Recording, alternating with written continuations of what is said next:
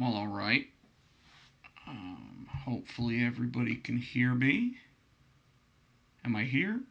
Can anybody hear me? Am I still muted? Hold on, everybody. If you can't hear me. Oh, wait, no, my mic is hot. Never mind. What is going on, everyone? Everyone having a good night? Alright, I shouldn't be muted at this point. It says I've got 3 people watching. I'm trying to make sure that sound isn't coming through anything else, so if it is, let me know. But otherwise, whole reason why I decided to hop on here tonight, I just, I don't know, lots of pop culture news coming out, and wanted to just kind of see what everybody's opinion was on certain things while giving mine. You know, like, for example, Marvel released their new updated movie schedule, and because they did, it's going to be a very sad year for Marvel movies. You know, looks like the Thanos snap really did a lot more damage than we originally thought, because Black Widow has now been pushed back to May of next year. So we're not gonna have that. Um, which also means the Eternals is getting pushed back. Shang-Chi is getting pushed back. Every Phase 4 movie is getting pushed back, and it's just very disappointing. It's very much something that has me just a little disjointed. You know, I can't say I blame them, knowing that Black Widow is going to be a $1 billion franchise. So it's one of those things where, you know, you think about it and you're like, but knowing that it's going to be a $1 billion franchise, you don't necessarily want to put it on. You don't want to put it on Disney Plus yet, like you did with Mulan, because, well, I mean, let's be real. You probably spent $300 million to make the movie, so you got to make that $1 billion, and I guess they just don't feel that $30 on Disney Plus is going to be enough to do that.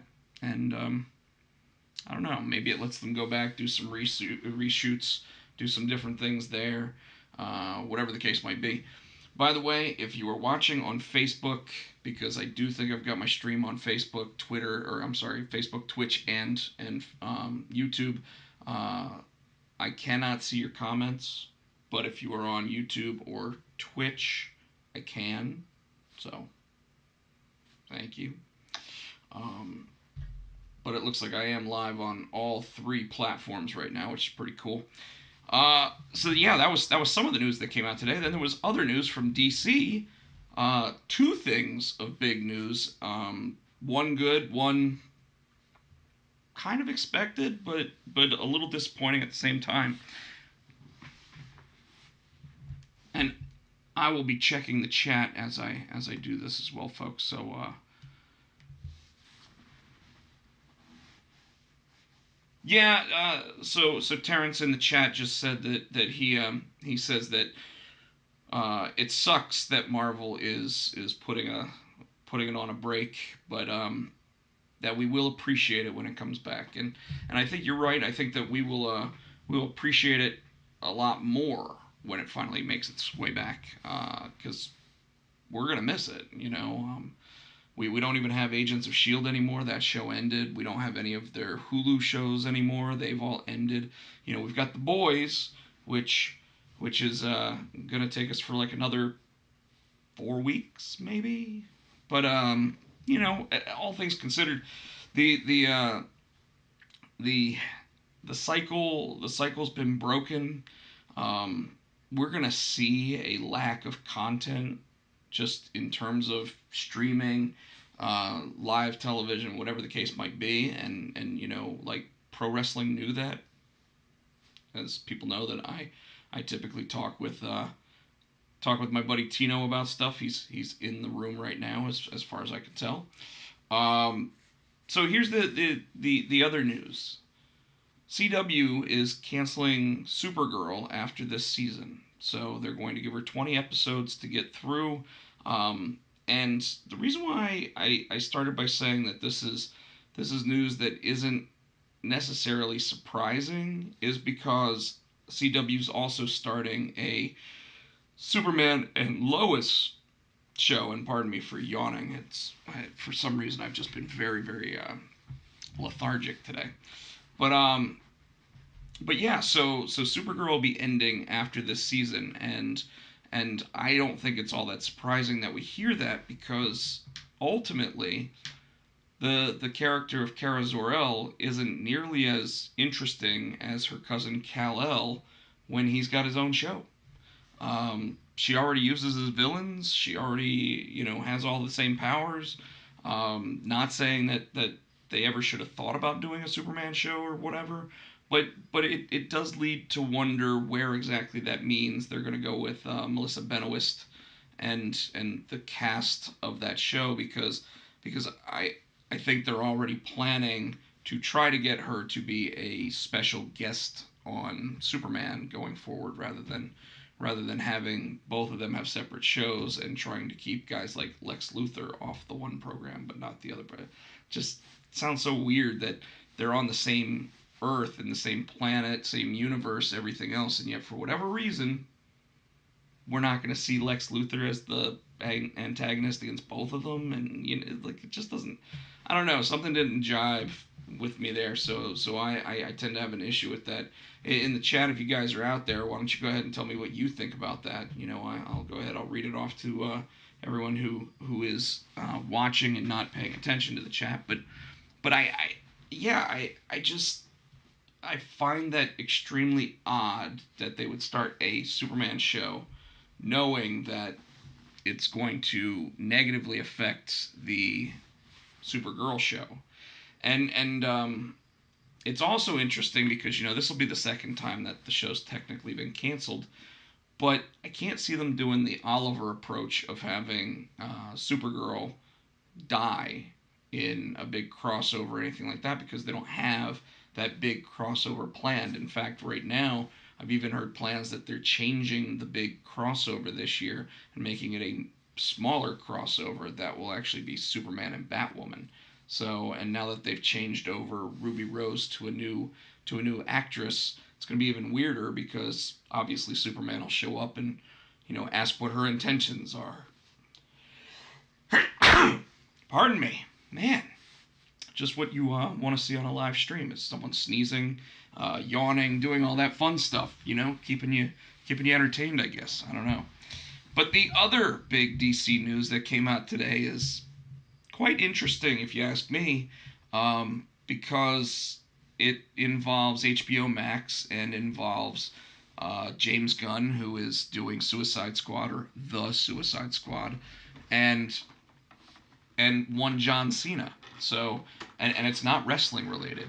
As most people know, John Cena is going to be playing a character called Peacemaker in The Suicide Squad, and in that, what makes it really interesting is they're going to be doing an HBO Max series specifically based around the Peacemaker character, and both James Gunn, John Cena, and also the producer are all involved in this new HBO Max series. So the nice thing about streaming series, is Disney knows, is you can have major movie actors be in the shows, and it's not really going to affect their shooting schedules or anything as much as like shooting a big blockbuster movie would. And with the character of Peacemaker being labeled as the douchey Captain America, I tend to love it, and I think that while we haven't seen Cena doing this role yet, I think most wrestling fans out there could totally see John Cena as that character specifically. So Mr. Helios in the chat says that he hasn't watched Supergirl. I can tell you, John Cryer blew me away as Lex Luthor on the show, and really made me appreciate the characterization of him. I did find it interesting that he was bald, but he had a beard. Probably because people feel beards are more menacing. I don't know, but he did have a beard, and it when you see Lex Luthor, he's normally just fully bald, and the reason why, I believe, is because Lex Luthor typically in the history of it started out as a redheaded character, and then loses his hair because A, his obsession with Superman, B, his experimentation on things, and then C, by actually in some cases actually getting kryptonite poisoning. So, but he was excellent, and obviously a big part of the Crisis on Infinite Earths 5-part crossover with the rest of the Arrowverse. So, um, yeah, it's when we look at Supergirl as part of the Arrowverse, obviously Flash is the longest running show now because Arrow has ended, and then both Supergirl and Legends of Tomorrow I think are about the same amount of time. Um, I think they're both going into season 6, but they took a much different approach with Legends of Tomorrow, making sure that they kind of took that, shrunk the episode number because they had such a big cast and everything, and then really knew that that was going to be their fourth wall break show. I mean, even in the Crisis episode of it, there's a point where Diggle actually says, "I'm not letting my, I'm not being on this show ever again," and you're just like, huh, okay, he knows he's on a show right now. That's pretty interesting. So, um, in other pop culture news, Marvel Comics started their Ten of Swords today with a $7 first issue. Now, I'm not a big fan of these $10, $8, $7 books, but this one was pretty large in size. It was, I think, 48 pages without ads. And of course, with it being an X-Men book, there's a lot of exposition and everything else that goes into it. So Jonathan Hickman and Teenie Howard were the writers on this, and it it's 22 parts long. 22. Um, so if you bought every book involved with it, the least it's going to cost now is about $100. If you end up buying variant covers from your local comic shops, or you do subscription services, you might pay a little bit less for it, but 22 parts to tell this whole story. And my local comic shop runner basically said it starts with a bang, and it kind of does, but at the same time, like, it was all over the place. I was trying to figure out where it was, and I wasn't pulled in like I have to read the next issue of it. I have to read the next thing that's going to happen with it. It wasn't like that, and I was pretty disappointed like that because books like Venom, by Donny Cates, I've been pretty brought in by. I also picked up issue 2 of Maestro, which is a future version of the Hulk that becomes like the ultimate villain of the universe. And in this, so far, I'm pretty disappointed in where they're going with the character. He first issue's already out, so of course I'm gonna spoil it for people out there. Um, he he wakes up from this weird dream thing and finds that he's actually in kind of a loop of memories because the Hulk apparently can't be killed. So when he wakes up, he figures out that somebody's holding him there and he's got to get out.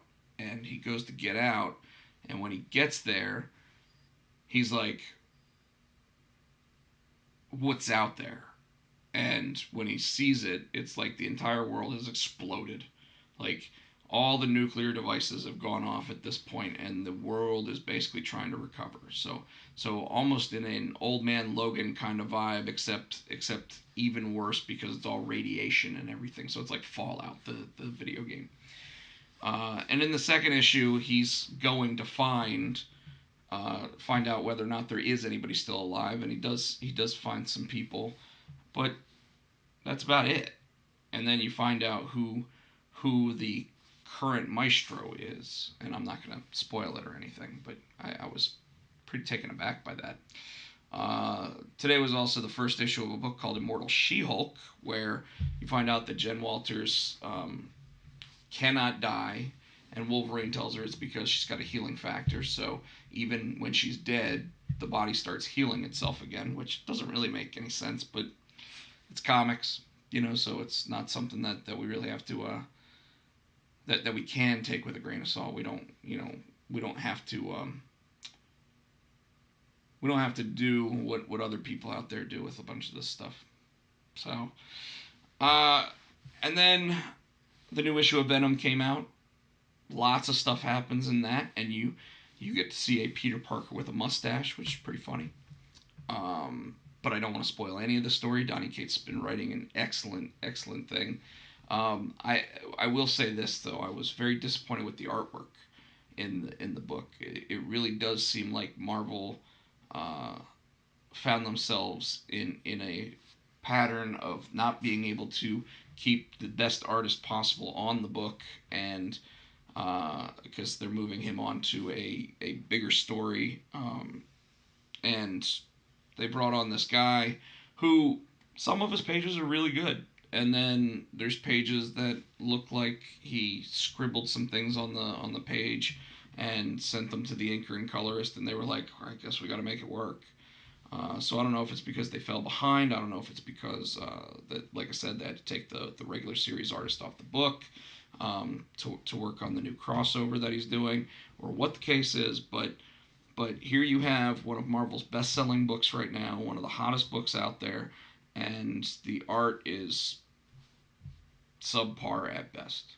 And for a book that you're spending 4 or 5, or all of a sudden for variant covers and everything else, spending $10-15 per issue for, it's kind of disappointing when you're not able to get the talent level of what the quality of the writing is for it. And I don't know if Donny Cates feels the same way or not, but it's one of those things where like I want to get my full money's worth out of art and writing when it comes to a comic, and right now the writing's top notch, but the art, there's something lacking, and hopefully they figure that out, and I know that they've got rotating artists on the book anyway, so that is what it is there. Yeah, because my podcast mate Tino is either watching this or going to bed. Really wanted to talk about NXT wrestling tonight, but we're gonna hold that off until next week. And because of that, it's almost 1 o'clock in the morning, and I've got to work all day tomorrow, so I'm gonna go ahead and sign off. But till next time, this has been Potsy's Opinions Are Like Assholes. Hope you like that. And folks, I will catch you next time. Till then, keep an eye out. I like to just show up live and not tell anybody when I'm going to do it. But, with me trying to figure out the Twitch side, I think this might be my Twitch show that I do once a week. And if that ends up being the case, then I will put it on my Twitch schedule as soon as I actually start figuring out what I want to talk about on a weekly basis. This is going to be the type of show where I actually have to do some research, actually keep up with things, and of course, had no music or anything like that, but we'll be doing what we can to figure out music and everything for that. So, till next time, this is Potsy. I'm out of here, and like it says up top, opinions are like assholes, and like it says in the bottom, if you can, please like, follow, and if you're on YouTube, please